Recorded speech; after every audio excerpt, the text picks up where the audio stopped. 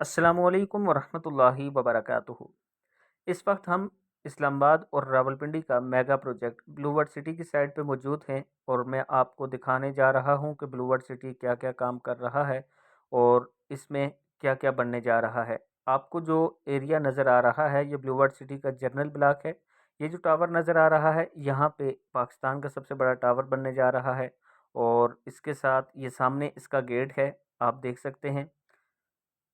इसी तरह अगर आप इसकी दूसरी साइड पे जाएंगे तो पाकिस्तान का सबसे बड़ा क्रिकेट स्टेडियम बनने जा रहा है। शोएब अख्तर इनक्लेव भी यहीं बनेगा और वाटर फ्रंट पार्क जो है, वाटर फ्रंट के नाम से ब्लॉक है, इसमें एक पार्क भी बनने जा रहा है।